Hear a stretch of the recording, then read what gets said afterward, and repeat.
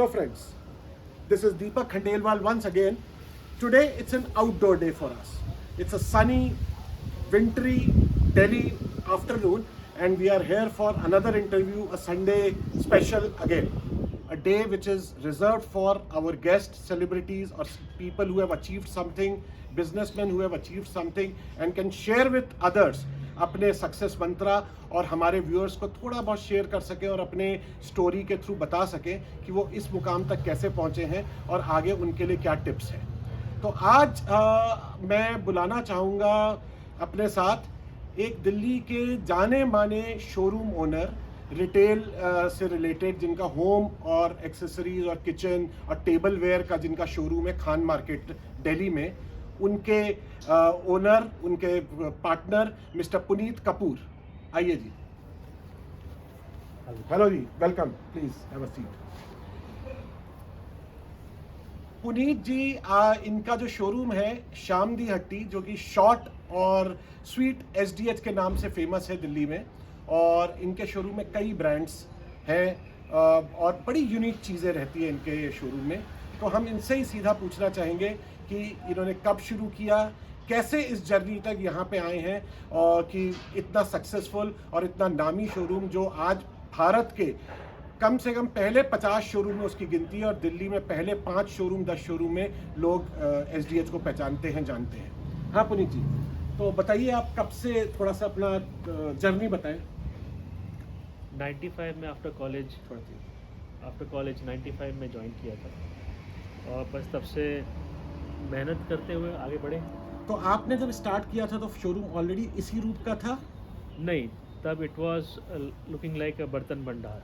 अच्छा, तो कहाँ से आपका वो विजन कैसे था कि मैं एक अपने फैमिली रन शोरूम जो एक ट्रेडिशनल टाइप का जैसे होता था, उसको इतने मॉडर्न रूप से कैसे आपका विजन आया इसमें, या आपको कहाँ से प्रेरणा मिली इसकी? अंदर से ही प्रेरणा मिली इसकी कि जिस रूप में वो पहले से था उस रूप को कस्टमर के सामने एक डिफरेंट वे में पेश करना ज़रूरी था, क्योंकि उस टाइम पे लोग सिर्फ सामान देख के डब्बों पे दिखाते थे, कोई शोरूम शोकेसिंग नहीं करता था। आजकल जो शोकेसिंग आपको नज़र आती है, तो एक विज़न था कि उस तरह का शोकेसिंग करके कस्टमर को चीज़ जल्दी से समझ में आएगी, डब्बे में रह के समझ में नहीं आती चीज़। अच्छा, आप एक आसान तरीका भी इख्तियार कर सकते थे, जैसा चल रहा है चलने दो, कस्टमर आ ही रहा है, ले रहा है, तो आप वहाँ से कंफर्ट जोन छोड़ करके आप मेहनत जो करा है, क्योंकि हम बहुत कम रिटेलर्स को देखते हैं और वो भी आप जब कॉलेज से निकले उस समय यंग जनरेशन जो होती है सोचती है जो चल रहा है चलने दो यार, अपने मज़े करो। तो ये कैसे आप, जो क्योंकि हमारे व्यूअर्स काफ़ी यंग लोग हैं जो अपने फैमिली बिजनेस ज्वाइन करेंगे, जिनका रिटेल शोरूम है, तो उनको आप क्या बताना चाहेंगे कि आपके अंदर या उनके अंदर क्या जज्बा है कि वो अपने इस तरह के शोरूम, जो पुराने शोरूम है, आ करके उसको नया रूप दे सकें? वो जज्बा सिर्फ एक ही है कि अपने आप को अलग कैसे दिखें। दुनिया से अलग हटने के लिए वो जज्बा अपने अंदर से ही आए, वरना तो सब दुनिया वही कर रही जो आप कर रहे हैं। बहुत बढ़िया। ये देखिए जी, सक्सेस मंत्रा यही है कि अंदर से जज्बा लाना बहुत ज़रूरी है, क्योंकि अगर आप चाहेंगे कि आप कुछ कंट्रीब्यूट करें, मैंने अपने पुराने जो बिज़नेस, अपने फैमिली बिज़नेस वाला वीडियो बनाया था, उसमें यही कहा था कि आपके अंदर एक नयापन, एक नई चेंज लाने का जज्बा होगा तो आप फैमिली बिज़नेस को रन कर सकते हैं।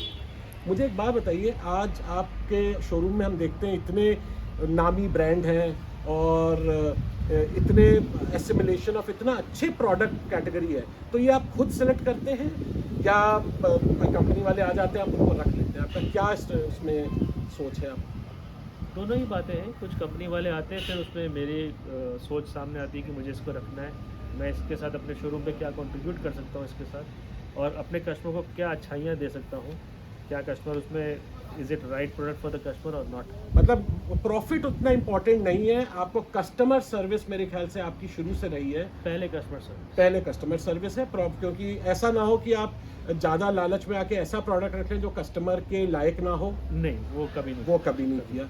I think that's also a tip कि हमेशा कस्टमर के हिसाब से प्रोडक्ट रखिए। ये मत देखिए कि आपका उसमें प्रॉफिट ज़्यादा है कि कम है। कम प्रॉफिट में भी आप बहुत कमा सकते हैं अगर राइट प्रोडक्ट देंगे और राइट तरह से देंगे। आपके जो स्टाफ है उनको आप अलग ट्रेन करके रखते हैं, उनको कस्टमर को ग्रीट करने का वो सब तरीका आप बताते हैं। हाँ, टाइम टू टाइम करना पड़ता है। आजकल क्योंकि- कितना जरूरी हो गया है कस्टमर को हंस करके ग्रीट करना रिटेल शोरूम में? बहुत ज़रूरी है। अगर आप कस्टमर को छोड़िए, आप किसी को भी स्माइल करके मिल लीजिए तो शायद उसकी टेंशन आधी वैसे ही ख़त्म हो जाएगी। तो याद रखिए, टेंशन अगर खत्म करनी है किसी की तो स्माइल, ये एक दूसरा मंत्र। आप किसी को भी देखें, उसको टेंशन अगर शक्ल में दिख रही है, हंस दे, वो भी हंस देगा और बल्ले बल्ले हो जाएंगे। ना भी दिखे टेंशन, स्माइल करेंगे तो और एनहांस हो जाएगा। एकदम एकदम। देखिए पुनीत जी का यही जो स्माइल का जो है ना, ये इससे ही इन्होंने कितना जग जीत लिया और कितने लोगों को जीत लिया है। एक और चीज़ बताइए, आज हमारे जो व्यूअर्स हैं उसमें से कई लोग, हमारे चैनल जो है, हम इसमें टिप्स देते हैं कि किसी को नया काम शुरू करना है या कुछ करना है, तो आप इतने पुराने इसमें हैं, इतना आपने एक्सपीरियंस किया हुआ है, तो आप कुछ बताना चाहेंगे टिप्स की, अगर किसी को रिटेल शोरूम या आपकी तरह से कुछ करना है, क्या 2 4 5 चीज़ का ध्यान रखें ताकि एक स्टेप वाइज उसमें रहे और उनको एक अच्छी तरह उनका सेटअप हो जाएगा? सबसे ज़रूरी है तो लोकेशन, देन योर बजट। तो लोकेशन और बजट, चाहे वो छोटा शहर हो चाहे बड़ा शहर हो, जरूरी है कि आदमी कहीं भी अपना रिटेल शोरूम खोले, लोकेशन अच्छी रखे अपने बजट के हिसाब से। बजट के हिसाब ऑब्वियसली आपको चाहिए बहुत बड़ा शोरूम और बजट है नहीं, तो बजट के हिसाब से शोरूम रखना। बजट के साथ शोरूम रखिए, प्लस कस्टमर ओरिएंटेशन बहुत ज़रूरी है। अच्छा, कस्टमर सर्विस बहुत ज़रूरी है। अच्छा, तो कस्टमर सर्विस, प्रोडक्ट से रिलेटेड आप कुछ हाईलाइट करना चाहेंगे कि आज अगर सपोज, होना चाहिए। क्योंकि आज अगर मेरा सपोज हम दिल्ली की बात करें, अगर मेरा डिफेंस कॉलोनी में शोरूम है और दूसरा मेरा लाजपत नगर में है या मेरा पुरानी दिल्ली में है, तो उसमें प्रोडक्ट का फर्क आ जाता है। प्रोडक्ट मिक्स बहुत ज़रूरी है। अच्छा, तो प्रोडक्ट सिलेक्शन के लिए मतलब उनको रिसर्च, क्या तरीका आप कहेंगे तैयार करना चाहिए? जो भी उस लोकेलिटी का कस्टमर है उसको राइट टारगेट करना है कि क्या आप उस पर क्या बिक सकता है वहाँ पे, वो देख के आपको प्रोडक्ट सिलेक्शन करना मतलब आपको शोरूम का एस्थेटिक, शोरूम का लुक और प्रोडक्ट मिक्स लोकेशन के हिसाब से रखना चाहिए। ये आज के समय में जो ऑनलाइन इतना ज़्यादा प्रभावित कर रहा है, उसमें आपको तकलीफ होती है आपके अपना, क्योंकि आपका इतना स्ट्रॉन्ग प्रोडक्ट सिलेक्शन है, सब कुछ है, तो आप हमारे व्यूअर्स को बताना चाहेंगे कि ऑनलाइन से डरना चाहिए कि नहीं डरना चाहिए और काम करना चाहिए? नहीं, डरना तो नहीं चाहिए। कंपटीशन आज ऑनलाइन है, कल को कुछ और होगा, हाँ। कल को दूसरा शोरूम भी खोल सकता है, कुछ भी हो सकता है, तो डरना नहीं चाहिए। You have to keep on changing और अपने आप को समय के हिसाब से ढालते रहना चाहिए। मतलब अगर मेरा बेस स्ट्रॉन्ग है, अगर मैंने सब तरीके से काम किया है, तो सक्सेस मिलना ही मिलना है। जो आपका मंत्र है, आपने कॉलेज छोड़ते ही अपने शोरूम में जो लगाया, तो आज हम जो रूप देखते हैं वो आपकी और आपके छोटे भाई भी हैं आपके साथ, बिल्कुल। वो आज हमारे साथ नहीं उपस्थित हो पाए। मिस्टर शिव कपूर जो इनके छोटे भाई हैं, उनका भी योगदान रहा है, तो दोनों भाइयों ने मिलकर के शोरूम को काफ़ी अच्छे लेवल पे ले गए हैं। आपके फादर में इसमें एक पुराने जनरेशन जो आज आपके फादर जो हैं, जो पुराने ज़माने से चलाए आ रहे हैं, उनका क्या योगदान? क्योंकि हमारे जो यंग जनरेशन समझते हैं कि शायद पुराने लोग राइट डायरेक्शन नहीं दे सकते हैं या उतना अच्छा मॉडर्न समय में नहीं दे सकते, तो आप डिफर करेंगे इस व्यू पॉइंट से? नहीं, बिल्कुल नहीं। उनका तो बहुत कंट्रीब्यूशन रहा है। हमारे आइडियाज़ को उन्होंने वे किया। अच्छा। उस वे करने के बाद उसके प्रोज एंड कॉन्स हमको बताए, क्योंकि हम तो नए थे बिल्कुल। हाँ, उस प्रोज एंड कॉन्स बताने के बाद उन्होंने हमें पूरा सपोर्ट किया कि ये राइट है, इस तरह से आगे चले, और फिर हम करते गए और उनका साथ मिलता गया और हम चलते गए। मतलब जज्बा, एक यंग जज्बा, जोश के साथ एक एक्सपीरियंस बहुत मैटर करता है। ये मैं बार बार अपने वीडियोस में बताता रहता हूँ, एक्सपीरियंस का कोई रिप्लेसमेंट नहीं है। तो जिन्होंने इतने सालों से कोई काम किया है, उससे आप ज़रूर कुछ सीख सकते हैं। तो मतलब ओल्ड एंड यंग का जो मिक्स है, वो आज भी ज़रूरी है आपके साथ? डेफिनेटली उनके एक्सपीरियंस का तो तभी होएगा ना जब उतना लाइफ जिएंगे हम, जब उतने ईयर्स काम करेंगे हम, तो उनका वो जो सारा जिस्ट जूस है उन्होंने हमें बता दिया कि ये सिस्टम है काम करने का, उस बेस को लेके काम आगे बढ़ेगा। मुझे एक चीज़ बताइएगा, जो एक नया बिजनेसमैन एक रिटेल शोरूम खोलना चाहे, जो उसको नहीं करना चाहिए, एकदम ध्यान रखना चाहिए कि ये चीज़ हमें नहीं करनी है, कोई एक पॉइंट ऐसा? बेस्ट चीज़ तो जी स्लो एंड स्टडी।